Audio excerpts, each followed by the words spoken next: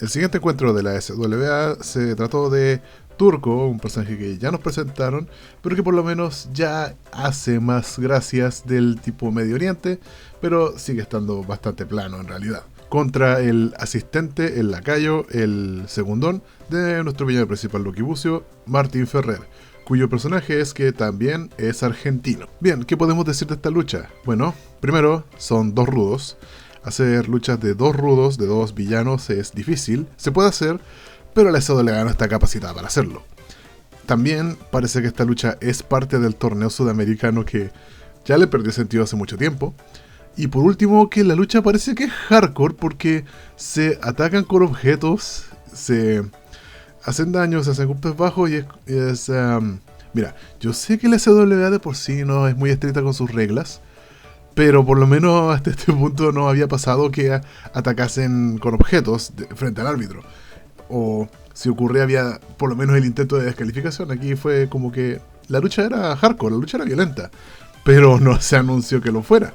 Entonces creo que es otro caso de que la SWA tampoco conoce sus propias reglas. Y bueno, también otro punto importante es que son dos personas que no estaban en el medio de la lucha libre antes de entrar a SWA, por lo cual no hay alguien que pueda guiar la lucha, no hay alguien que pueda armarla. Entonces son dos personas que no saben luchar o todavía estaban aprendiendo para este momento. ¿Y qué provocó eso? Que la lucha es mala, la lucha es bastante mala. Tampoco voy a decir que el encuentro es inmirable, porque tampoco es el caso, salvo por algunos puntos en los cuales la inexperiencia de ambos hizo que hicieran mal los movimientos. Hubo un momento en el que Turco lanza a Martín Ferrer una catapulta y el ahueonao no sabe recibir catapultas, nunca lo había hecho y casi se rompe el cuello. También hay una situación en la que, hey, si fuera alguien encargado de ver las luchas antes de que se hicieran en la tele, podrían haber visto, oye, ¿sabes recibir este movimiento? No, no sé, entonces hagamos otra cosa, pero no, fueron confiados completamente sin conocer realmente lo que iban a hacer e improvisar, siendo que son luchadores que están recién empezando, es una pésima idea.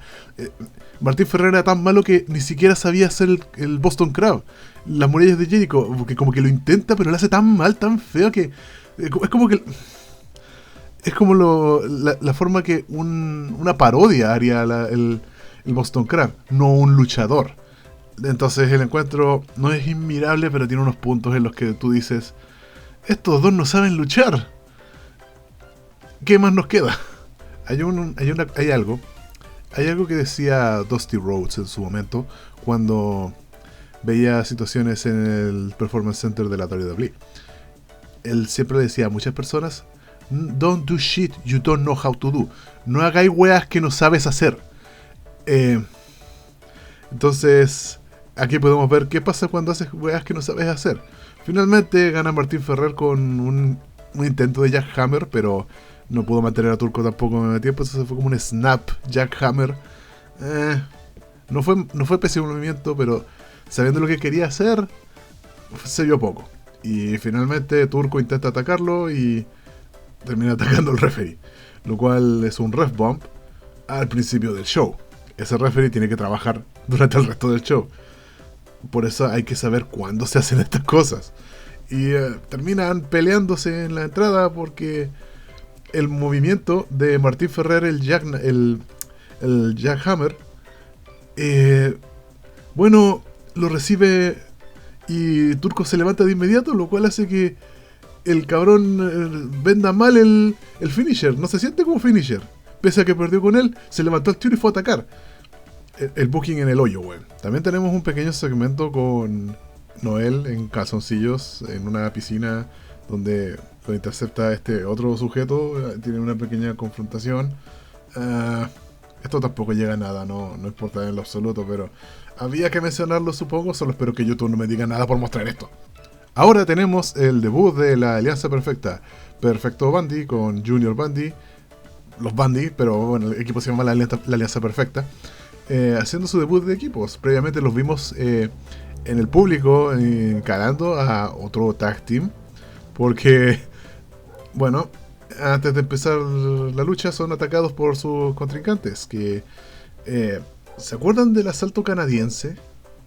¿Se acuerdan que antes les dije que el trío de tag teams más importantes se basaba directamente en lo que era la WWE, siendo los Bundy los Dudley Boys, Bryan y Clark serían los Hardys, y también se podría decir que intentaron por un pequeño breve momento que los canadienses, Asalto Canadiense, que eran los hermanos Savard, dos fisicoculturistas por cierto, y se va a notar mucho, ya van a ver por qué, serían como el equivalente a Edge y Christian solamente por ser canadienses, porque no se parecían en nada. Bueno, esto no llegó a mucho más porque aquí ocurrió una situación que mermó un poco la división tag team. ¿Qué hay que decir? El asalto canadiense es pésimo. Son dos fisicoculturistas que apenas saben moverse. De hecho, mientras atacaban a los Bundy, los ahueonados se caían. Hacían muy mal la pega porque son gente que entrenó 2 meses y los tiraron a luchar en la tele. Solamente por tener buenos físicos. Ser fisicoculturistas canadienses que encontraron en un gimnasio y dijeron: hey, nos sirven para este show. Visualmente nos sirven para este show. En teoría se puede trabajar con fisicoculturistas, pero hay que enseñarles bien. Y en 2 meses no logras eso. La lucha en un principio lleva la idea del booking usual de luchas tag team, en la cual los villanos se maletean, atacan a los Bundy para generar la necesidad del hot tag, pero el hot tag no llega nunca, porque los Bundy simplemente se los sacan de encima y después empiezan a dominar. Lo cual así no funciona, tienes que calentar a la gente para que quieran que ocurra el hot tag, el relevo, para salvar el día, pero no pasó. Una estructura de tag team complicada que se vio cortada. No sé cuál era el booking que iban a hacer en esta lucha, porque cualquiera era el plan que iban a hacer. Primero, los canadienses eran malísimos, al punto que uno de ellos se lesionó. Al recibir uno de los ataques combinados de los Bundy, este canadiense no se levantó más. De hecho, se nota que improvisaron bastante porque empieza el otro canadiense a atacar a los Bundy después de ver que su compañero habrá recibido una contusión, algún daño, cualquier cosa. Quedó inconsciente al parecer. Entonces tienen que improvisar el resto de la lucha y parece que quedaba bastante tiempo más. Entonces, recordemos, este show técnicamente era en vivo porque grababan los shows, ¿sí? Con el público, pero después no los editaban porque después ese mismo día en la noche los transmitían. O sea, había un lapso de tiempo en el que podían ver el crudo de la grabación, editarla y después presentar eso en la tele, aunque fuera el mismo día. Igual se entiende que no es tanto tiempo el que tienen para editarlo. Quizás si fuera un día de diferencia, quizás así funcionaría, pero no era el caso. Entonces el crudo de la grabación que tenían incluía cómo se tenían que llevar al luchador en camilla porque estaba inconsciente y no podía seguir, y los Bundy y el otro canadiense estaban improvisando un tremendo cagazo en esta lucha. Un muy mal debut para los Bundy, que la primera vez que se enfrentan en tag team se lesiona a uno de sus compañeros. Asalto Canadiense después de este encuentro no rindió más. El canadiense que no se lesionó sí luchó un poco en singles, pero la idea de tener a ellos como el sinónimo de Edge y Christian no se podía hacer ya. Entonces tuvieron que agarrar otro equipo que fueron los Renegados, que ya los vieron, me parece que ya los vimos. Si de por sí los canadienses no se parecían a Edge y Christian, los Renegados tampoco. Les faltó gente para conseguir una imitación que realmente quería. O más bien, nunca había una forma de hacerlo. Porque Bryan y Clark usaban los movimientos de los Hardys. De Bryan y Clark se vestían como los Hardys. Los Bundy no se vestían tanto como los Dudley, pero tenían la misma idea de ser gente que no tiene físico de luchador, están un poco subidos de peso. Uno no era negro, hay que decirlo, pero se seguía la idea de que fueran luchadores que no estaban armados tal cual como luchadores, pero que aún así entregaban un espectáculo carismático y después violento. Los canadienses no tenían nada de Edge Christian. Para los que vieron Edge Christian en la era actitud, era un tipo de personaje, un tipo de equipo que no se podía manufacturar, aunque los imitasen con canadienses de cabello largo y rubios.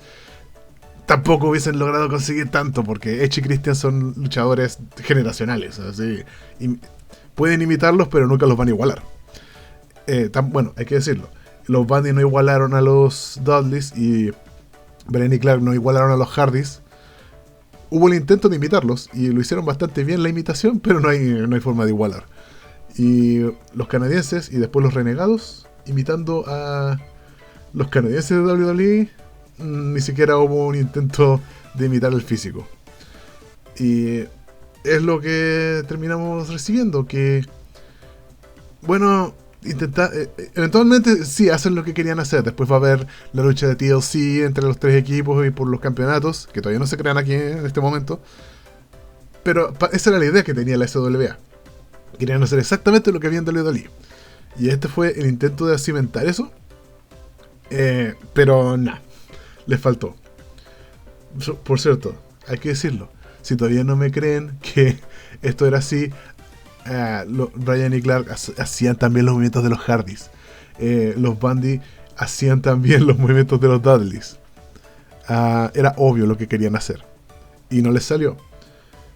Lo intentaron hacer, la lucha se ocurrió, la lucha TLC sí va a ocurrir. Es tan buena como las TLC de la WWE en esos momentos, no, ni cagando. Pero esa era la idea que querían hacer. Finalmente, como ya dije, uno de los canadienses se lesionó aquí, no pudo participar más. Me parece que vuelve más adelante, pero no, ya no había caso. Entonces, su puesto como los miembros de la división Tag Team fue reemplazado por los Renegados. Que, bueno, ya vamos a opinar de esa lucha cuando nos toque verla. Retomando el contenido de este encuentro, hay que decir una cosa, y es que los Bundy hacían mucha interacción con el público, se portaban como los favoritos del público. Sin embargo, las acciones que estos cometían eran extremadamente rudas, porque al lesionarse uno de los canadienses, generaron que, bueno, los Bundy tuvieran la ventaja total sobre el canadiense que se sobraba. Y luego van y utilizan la mesa. ¿Qué es lo que quieren que les diga de esto? El comportamiento de ellos es rudo, pero lo carismático que eran los dos generaba que el público de todas formas los apoyase, pese a que estaban haciendo algo malo. Los Bundy estaban comportándose de forma villanesca contra el pobre canadiense, que su único pecado fue ser canadiense. Atacarlos al principio, sí, pero recibir el castigo que recibe en este encuentro, que parece que tampoco era con descalificación, es bueno, lo que hay que ver. Los Bundy se portaron súper rudos porque se lesionó uno de los canadienses, el otro canadiense quedó solito, lo restamparon contra una mesa y ganaron con toda la ventaja. Y los Bundy eran los buenos. Complicado el booking, pero aquí no los puedo criticar tanto porque realmente improvisaron la lucha porque uno de los canadienses se lesionó. Es lo que hay.